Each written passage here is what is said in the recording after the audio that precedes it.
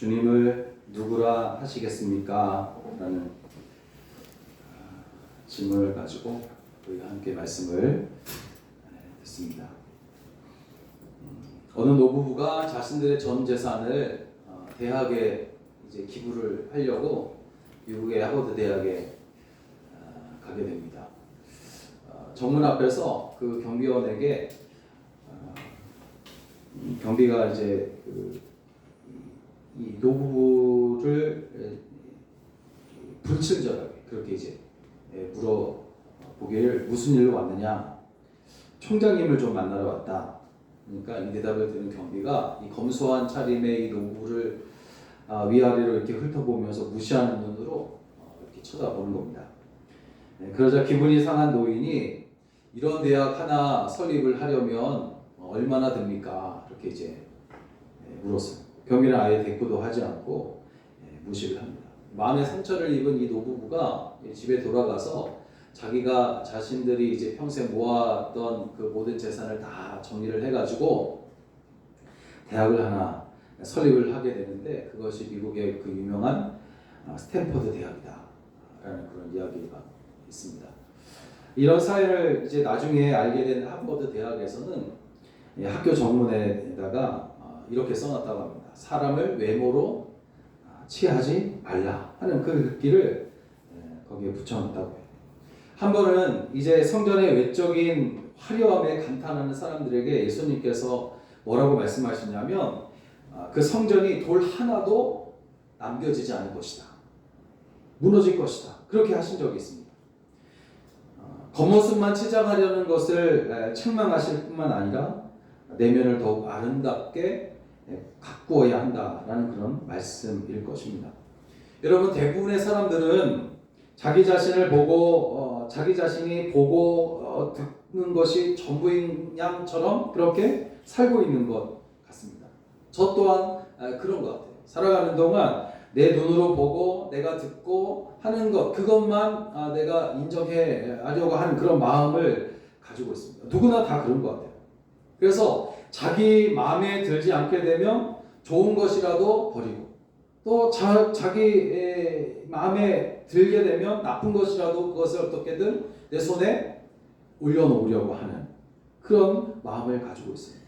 더욱이 코로나19로 3년이 넘도록 움츠려 있다가 이제 조금씩 허리를 펴고 또 고개를 드는 이때에 이전보다 더 많은 사람들이 자기 눈에 좋아 보이는 우상이나 물질이나 또 여러 가지 향락 이런 것들을 즐기면서 그 몸과 그 영혼이 병들어 가고 있는 것을 많이 보게 됩니다. 그뿐만 아니라 자기 마음에 들지 않는 사람은 누구라도 욕하고 저주하고 깎아내리려는 그런 못된 짓을 하고 있는 것을 우리가 우리 주변에서 너무 쉽게 보게 됩니다.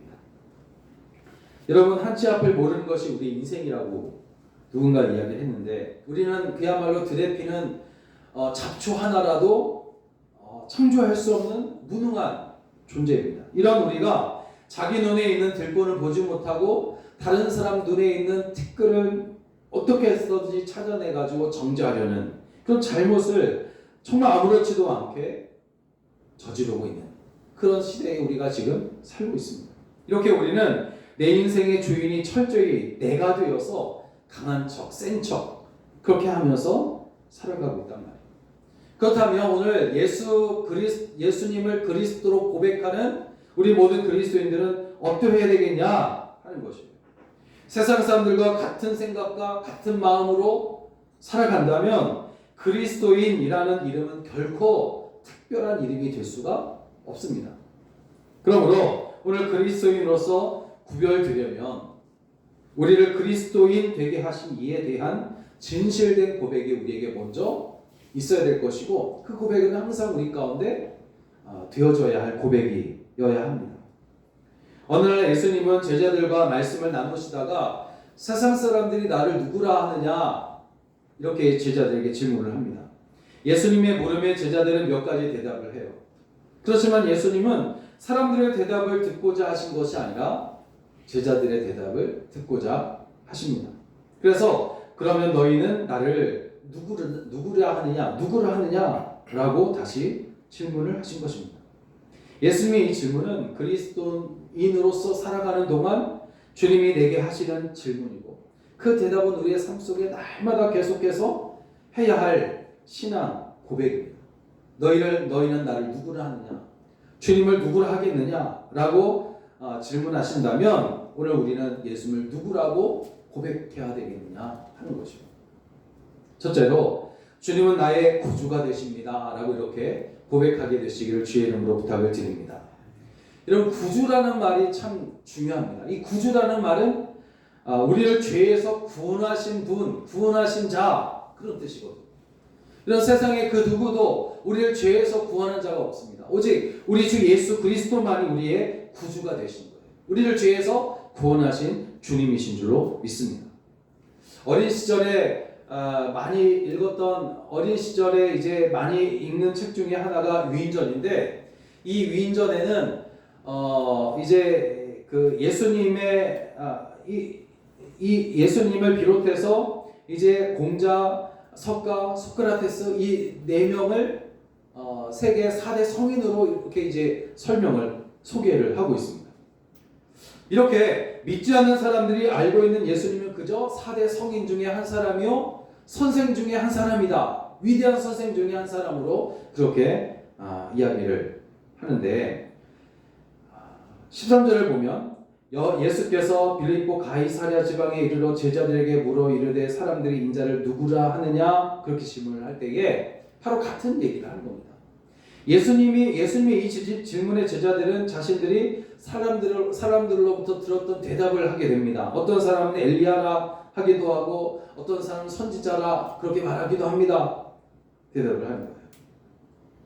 이건 결국 4대 성인 중에 한 사람, 또 선생 중에 한 사람, 그렇게 사람들이 대답한다, 그런 말입니다. 그런 말과 같은 거예요. 그런데 이런 대답은 예수님이 행하시는 놀라운 일들을 본 사람들이라면 누구나 다 할 수 있는 대답이란 말이죠.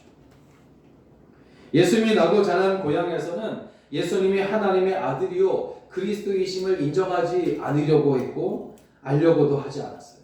오히려 바리새인들이나 제사장들은 작은 마을 보잘것없는 가문에서 보잘것없는 일을 하며 자란 별 볼 일 없는 사람으로 여기고는 예수님을 비웃고 조롱까지 했단 말이에요. 마태복음 13장 55절에서 57절까지 말씀을 보면 이는 그 목수의 아들이 아니냐, 그 어머니는 마리아, 그 형제들은 야고보, 요셉, 시몬, 유다라 하지 않느냐, 그 너희들은 다 우리와 함께 있지 아니하냐, 그런즉 이 사람의 이 모든 것이 어디서 났느냐 하고 예수를 배척한지라. 예수께서 그들에게 말씀하시되 선지자가 자기 고향과 자기 집 외에서는 존경을 받지 않으니 없느니라. 예수님께서 말씀하셨어요. 바리새인들은 예수님을 귀신의 왕이다 하면서 막 누명을 씌우는 거예요. 또 십자가에 달리신 예수님을 향해서는 유대인의 왕이라면 속히 십자가에서 내려와라, 그러면 우리가 믿겠다 하면서 막 조롱하는 겁니다. 비웃었어요. 여러분, 세상 사람들은 지금도 예수님을 위인으로 또는 세계 4대 성인 중에 한 사람으로 그렇게 이야기합니다. 예배는 드리지 아니하고 좋은 말씀만 골라 들으며 자칭 교인이라고 말하는 사람들에게도 사실 그들에게도 예수님은 위인이란 말이에요. 좋은 말씀 하잖아요.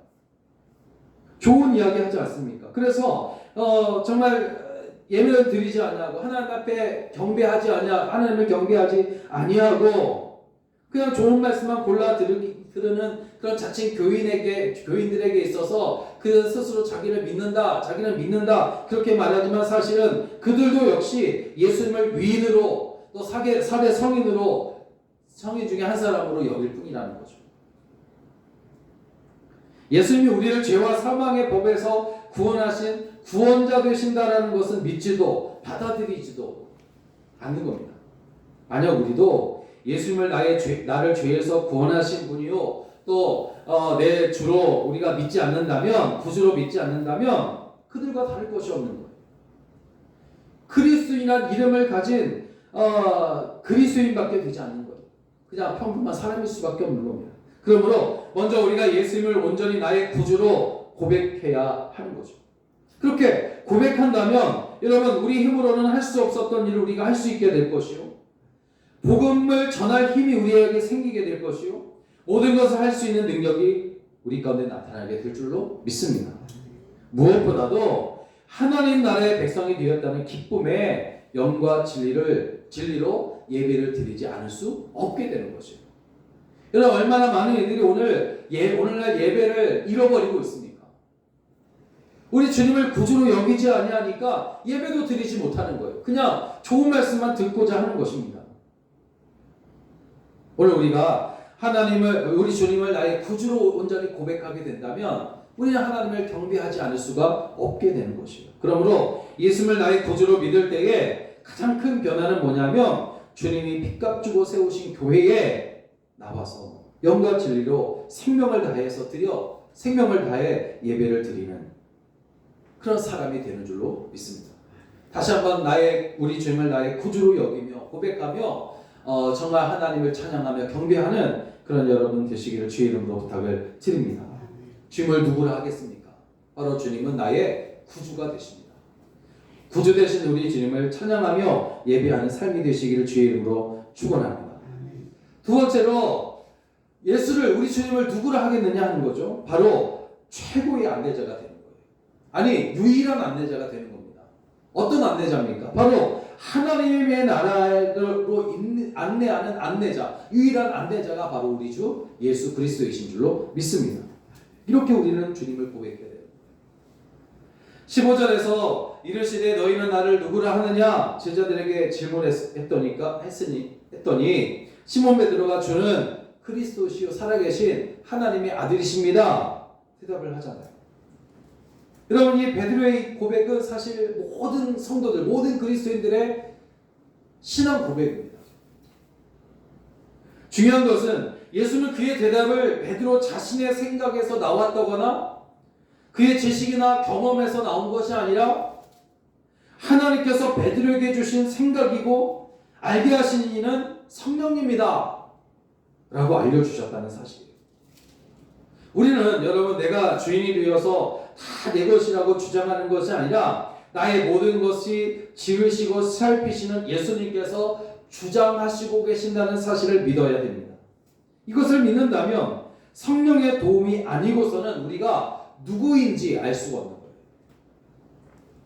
사도행전 2장 36절에 보니까 그런즉 이스라엘 온 집은 확실히 알지니 너희가 십자가에 못 박은 이 예수를 하나님이 주와 그리스도가 되게 하셨느니라. 로마서 10장 13절에 누구든지 주의 이름을 부르는 자는 구원을 받으리라. 로마서 14장 8절에 우리가 살아도 주를 위해 살고 죽어도 주를 위해 죽나니 그러므로 사나 죽으나 우리는 주의 것이로다. 할렐루야. 여러분 이제 우리는 사나 죽으나 주님의 것이라는 거죠. 구원받은 성도들의 삶은 더 이상 자신이 주인 되는 삶이 아니라는 겁니다. 우리 인생의 주인은 하나님이시고 이 사실은 바로 우리에게 최고의 영광이고 복인 줄로 믿습니다. 바울은 이 사실을 알았기에 세상 어느 곳에 있든지 간에 그가 감옥에 있든지 폭풍이 치는 바다 위에 있든지 그리고 돌을 던지는 사람들 가운데 있든지 어느 곳에 있든지 상관없이 그는 찬양하며 기도하며 즐거워하고 기뻐하는 사람이 될 수가 있었다는 것이죠. 여러분 우리의 생각대로 되지 않는 것이 인생이라고 말씀드렸습니다. 하지만 예수님이 나의 주가 돼서 우리의 인생을 주관하시고 또 안내하실 때에 여러분 우리의 삶은 은혜의 잔이 넘치게 되는 줄로 믿습니다. 다윗은 시편 23편에서 이러하신 주님을 최고의 목자, 나의 인생의 목자가 되신다고 그가 고백을 하잖아요. 여호와는 나의 목자시니 내게 부족함이 없으리로다. 그가 나를 푸른 풀밭에 누이시고 쉴만한 물가로 인도하시는도다. 내 영혼을 소생시키고 자기 이름을 위하여 의의 길로 나를 인도하시는도다. 내가 사망에 얹히만 골짜기를 다닐지라도 해를 두려워하지 않을 것은 주께서 나와 함께 하심이라. 주의 지팡이와 막대기가 나를 안위하신다. 이런 고백이 오늘 우리에게 있어야 된다는 사실이죠. 그럼 그리스도는 메시아, 구세주, 여러분 기름 부음 받은 자라는 뜻입니다. 시몬 베드로의 대답처럼 주는 그리스도시요 살아계신 하나님의 아들이신 것은 분명한 사실이에요. 나의 왕이시고 나의 주인, 나의 인생의 주가 되신다는 거죠. 예수님의 대속의 죽음이 우리를 결박했던 죄와 사망의 법을 무너뜨렸다는 거죠. 그리고 우리를 예수님의 생명의 성령의 법으로 해방시켜 주신 줄로 믿습니다. 사형수를 살릴 수 있는 권한이 오직 왕께 있는 것처럼 누구도 막지 못하는 죽음에서 우리를 구원하실 분은 주님밖에 없습니다. 예수님은 우리를 결박하고 있었던 죄와 사망의 법을 끊어버리시고 하나님의 자녀로서 우리에게 새 생명을 주셨다는 거예요. 그럼 질병과 저주와 가난의 옷을 벗겨내시고 평안과 축복과 부유함의 옷으로 우리를 옷 입혀 주시는 거예요. 주님께서 친히 보혈로 우리의 죄와 우리를 두렵게 했던 모든 저주를 씻어주셨어요. 우리의 죄를 씻길 수 있는 것은 예수님 피밖에 없는 겁니다. 바로 이러하신 예수님이 우리를 하나님의 나라로 안내해 주시는 유일한 안내자가 되어주신 줄로 믿습니다. 해외여행을 가게 되면 그 나라의 문화와 역사를 정말 알려주고 여행할 코스를 알려주는 안내지가 필요합니다. 가이드지가 필요한 거죠. 그렇지만 가장 알차게 여행하는 방법은 가이드, 안내자를 따라다니는 겁니다. 많은 사람들이 말씀도 많이 듣고 연구도 많이 하고 있지만 정작 말씀의 주인공이신 예수님이 누구이신지에 대해서는 관심이 없는 것 같아요. 예수님이 구주가 되어주시고 예수님이 우리를 천국으로 안내하는 유일한 안내자가 되시고 이끄시는 인도자가 되신다는 사실은 저 멀리 던져버리고 예수님께서 하신 좋은 말씀들만 골라 들으면서 기분만 좋아한다는 거죠. 이것이 오늘날 우리의 현실입니다. 요한복음 14장 6절을 보면 예수님께서 이르시되 내가 곧 길이요 진리요 생명이 나로 말미암지 않고는 아버지께로 올 자가 없다라고 분명히 말씀하셨는데 안내자이신 예수님을 모르고서는 스스로 구원에 이르는 길을 찾을 수가 없는데도 불구하고 예수님을 인정하지 아니하고 예수님을 찾지 아니하고 그가 하신 좋은 말씀에만 관심을 가지고 살아가는 그런 모습을 보게 됩니다. 내가 알아서 할 테니까 내버려둬라 라고 말하는 사람들이 많지만 안내자가 없는 인생은 어떻습니까? 위험천만한 인생이어서 언제 어떻게 누구를 만나서 낭패를 볼지 알 수 없어요.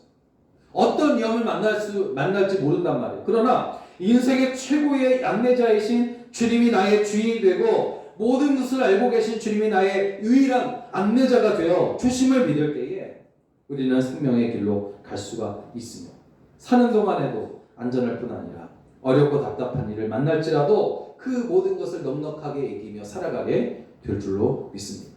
그러므로 주를 누구라 하겠느냐라는 질문을 하게 될 때 주여 주는 나의 안내자가 되십니다. 나를 천국으로 인도하시는 유일한 인도자가 되십니다.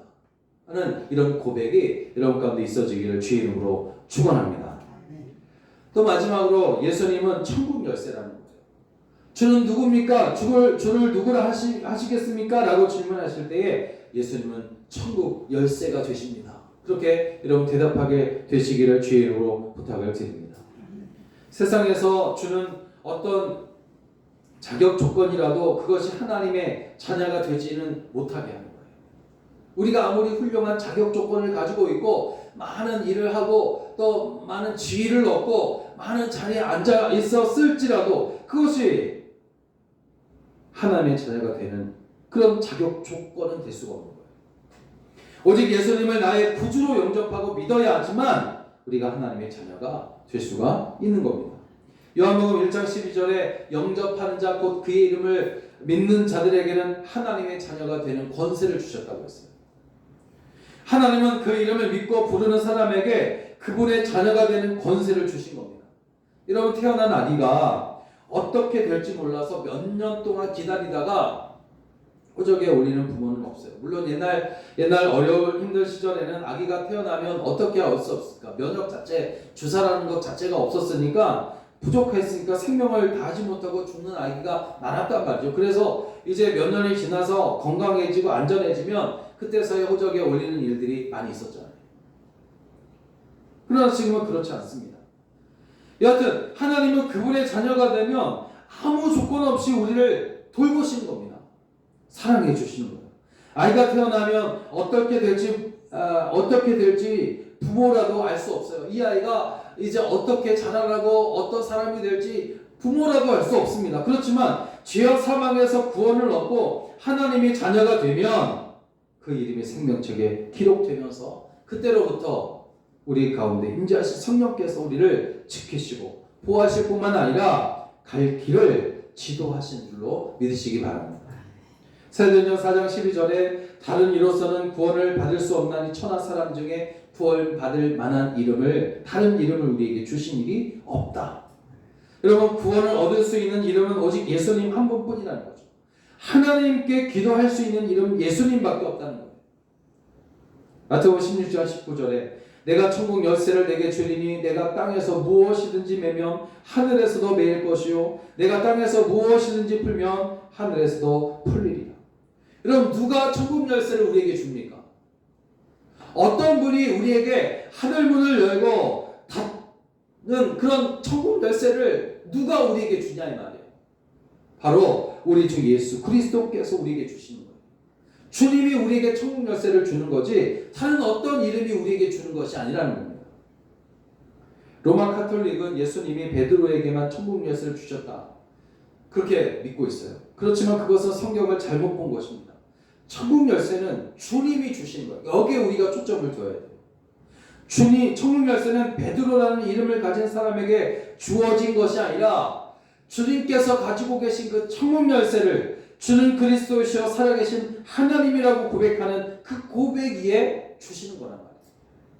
그러므로 베드로와 같은 믿음의 고백이 우리 가운데 있다면 우리에게도 주님은 천국 열쇠를 주시는 줄로 믿으시기 바랍니다.